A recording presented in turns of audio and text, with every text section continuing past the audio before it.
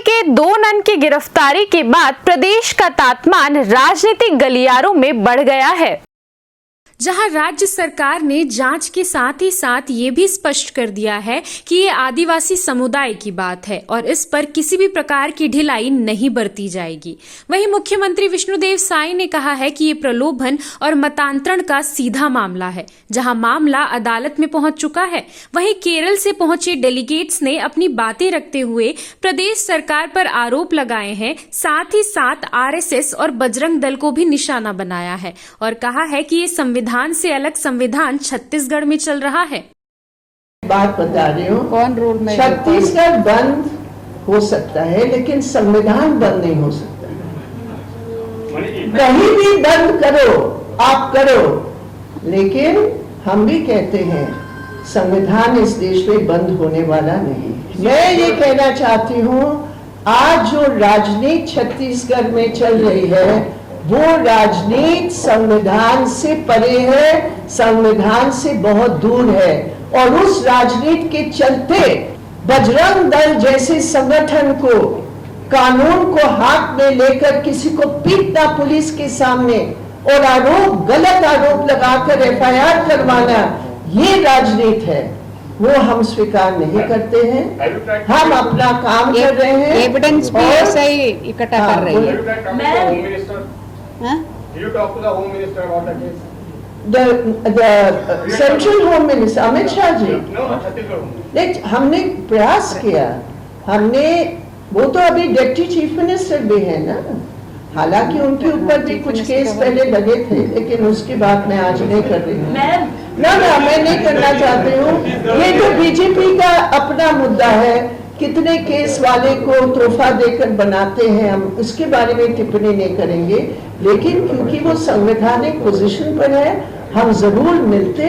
हमने रिक्वेस्ट की उनके ऑफिस में भी, मुख्यमंत्री जी के ऑफिस में भी। आज 11 बजे से मुझे बताया गया उनकी कैबिनेट मीटिंग है, इसलिए वो नहीं मिल पाए।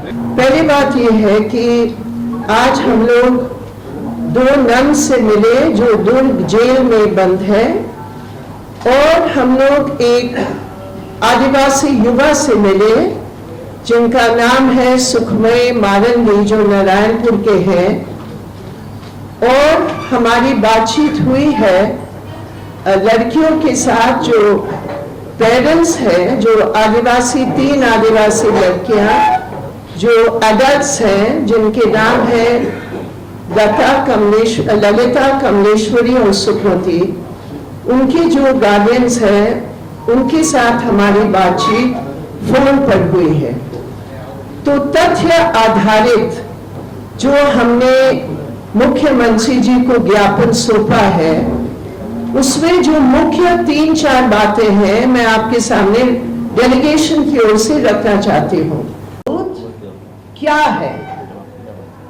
पुलिस की कोई सबूत नहीं है, क्योंकि है ही नहीं सबूत। ये एडल्ट्स हैं, उन्होंने वीडियो स्टेटमेंट दिया है कि हम अपनी मर्जी से जा रहे हैं। उनकी पेरेंट्स की लिखित सपोर्ट की पत्र है, ये सब कुछ है प्राप्त। अब अगर आप बंद कमरे में किसी को पीट कर बयान बदलवाने की बात करोगे और तब कहोगे कि मेरे पास सबूत है, तो इसके बारे में आप ही बोलो, ये कहीं कोर्ट में। बहुत खेद की बात है कि आज छत्तीसगढ़ में हमारे संविधान की जो प्रावधान है माइनॉरिटीज के लिए, उसकी धज्जियां उड़ाए जा रहे हैं। मैं बहुत स्पष्ट शब्द कर रही हूँ, धज्जियां, क्योंकि जो नन्स के साथ हुआ, जो आदिवासी क्रिश्चियंस के साथ हुआ, वो एक अकेला घटना नहीं है, ये पूरी कम्युनिटी को टारगेट करने वाली उसी सिलसिले में ये एक बहुत भयानक केस है। हमने जो सबूत भी देखे, एविडेंस भी देखा, जो चार्जशीट, जो एफआईआर फाइल किया है, जिसके आधार पर नन्स को बंद किया है, वो मानव तस्करी तथा धर्मांतरण की चार्ज को लेकर ये एफआईआर है, जिसके कारण उनको बंद किया गया। पहली बात ये है, जो हमें ठोस जानकारी मिली है और जो वीडियोस पूरे सार्वजनिक हुए हैं, पहले हमारा सवाल यह है कि छत्तीसगढ़ में क्या कोई अलग कानून है जिस कानून के तहत बजरंग दल जैसे संगठन या अन्य आरएसएस से संबंधित संगठन को कोई विशेष अधिकार क्या दिया गया है कि वो लॉ एंड ऑर्डर को अपने हाथों में लेकर जो मर्जी जब मर्जी वो पुलिस के सामने लोगों के ऊपर अत्याचार कर सकते हैं। मैं इसलिए ये सवाल पूछ रही हूं क्योंकि ये एविडेंस है और आपके पास भी होगा कि बजरंग दल के लोगों ने उस पुलिस कंट्रोल रूम में जो उस रेलवे स्टेशन में है, वहां पुलिस के सामने आदिवासी लड़कियों को मारा पीटा, आदिवासी युवा को मारा पीटा और उनसे जबरदस्ती ये बयान दिलवाने का प्रयास किया कि वो अपनी मर्जी से नहीं जा रहे हैं। तो जो लोग आदिवासी को वनवासी कहते हैं, जो आदिवासियों के लिए कोई सम्मान नहीं रखते हैं, वो लोग आज इतनी हिम्मत जुटा पा रहे हैं सरकार की पेट्रोनेज के कारण कि पुलिस के सामने आदिवासियों को पीट रहे हैं। और हम लोग स्वयं इसलिए बोल रहे हैं क्योंकि हमारे पास उस सुखमय मंडावी का बयान हमारे पास है और लड़कियों की भी जो उनके साथ बीती है वो हमारे पास है। दूसरी बात यह है जो नन्स के साथ हुआ, ये नन्स हिंदुस्तान के नागरिक हैं, केरल से आते हैं, 30-40 साल मध्य प्रदेश में और अभी छत्तीसगढ़ में वो सेवा कर रहे हैं, सेल्फलेस सेवा कर रहे हैं, अस्पतालों में काम कर रहे हैं, सबसे गरीब लोगों का, आदिवासी का नहीं, गरीब लोगों का सेवा कर रहे हैं।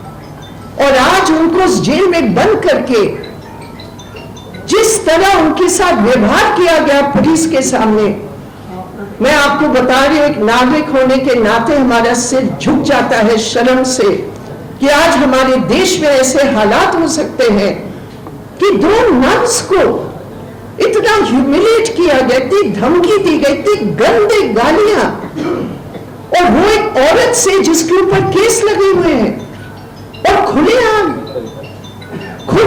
पुलिस के सामने, और पुलिस ने कुछ रोका नहीं।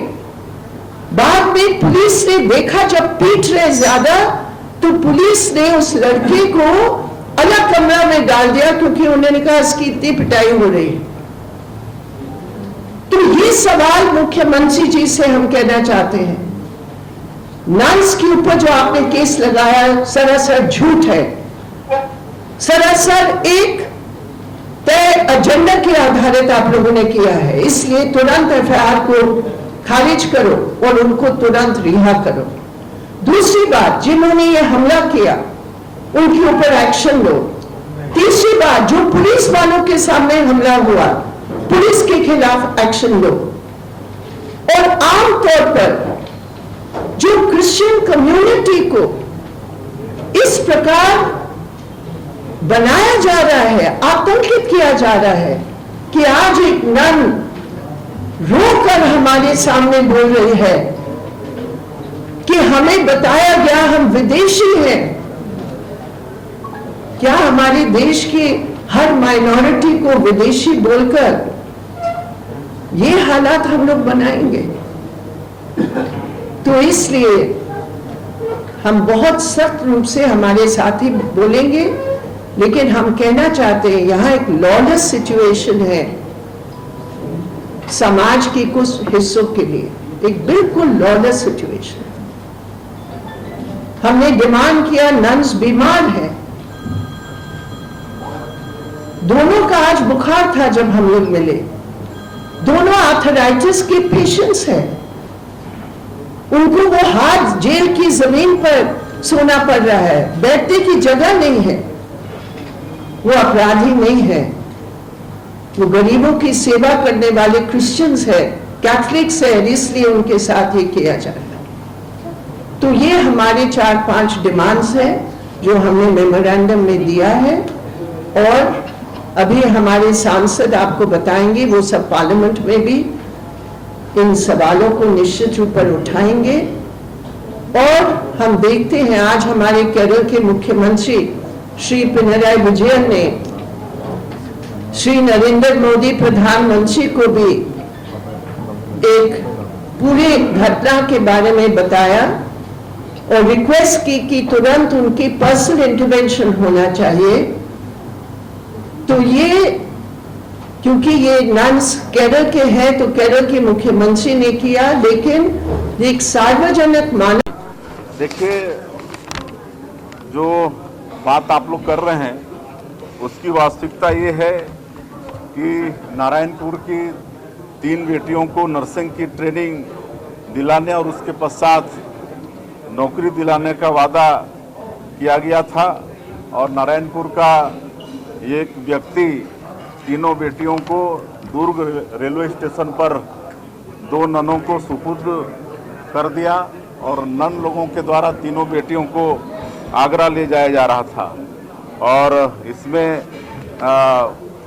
इंक्वायरी हुई है और ये पूरा का पूरा मामला प्रलोभन देकर ह्यूमन ट्रैफिकिंग और उसके पश्चात मतांतरण करने का ये मामला है, और इसमें मामला दर्ज हुआ है और इसकी जांच जारी है, न्यायालयीन प्रक्रिया में है, और कानून अपने हिसाब से काम करेगा, और इसको राजनीतिक रूप देना किसी भी स्थिति में ठीक नहीं है। देखिए, दुर्ग के ननों की गिरफ्तारी के मामले में माननीय मुख्यमंत्री जी ने बहुत स्पष्ट रूप से कहा है कि आदिवासी समाज की बेटियों का मामला है, बहुत संवेदनशील मामला है। मामले की जांच की जा रही है और इस मामले में किसी को राजनीति नहीं करना चाहिए, प्रतीक्षा करना चाहिए जांच के रिपोर्ट की, जांच पर क्या तथ्य सामने आते हैं। इस मामले में अनावश्यक रूप से राजनीति करना ये उचित नहीं है, क्योंकि ये हमारे आदिवासी समाज की बेटियों का मामला है जो कि बहुत ही संवेदनशील है। छत्तीसगढ़ में 2 नन की गिरफ्तारी के बाद अब राजनीतिक तापमान छत्तीसगढ़ का धीरे धीरे बढ़ रहा है, जहां केरल के 4 सांसद हैं वो यहां पर पहुंच चुके हैं, और वो अभी अभी उन्होंने अपना प्रेस कॉन्फ्रेंस खत्म किया है और साथ ही साथ ये आरोप लगाया है कि संविधान से यहां पर खिलवाड़ किया जा रहा है और छत्तीसगढ़ में जो कानून चल रहा है वो संविधान के विपरीत चल रहा है। इसी का करारा जवाब मुख्यमंत्री विष्णुदेव साय ने कल दिया है, जहां ऑफिशियल बयान देते हुए ये कहा है कि जो नन है, जो आदिवासी जो 3 जो महिलाएं हैं, उन्हें लोभ दे रही थी और धर्मांतरण किया जा रहा है, मतांतरण किया जा रहा है, और ये सीधे सीधे वुमन ट्रैफिकिंग यानी कि मानव तस्करी से जुड़ा हुआ बताया गया है, जिनके ऊपर FIR हो गई है। और ये जो 2 नन हैं वो गिरफ्तार कर लिए गए हैं, और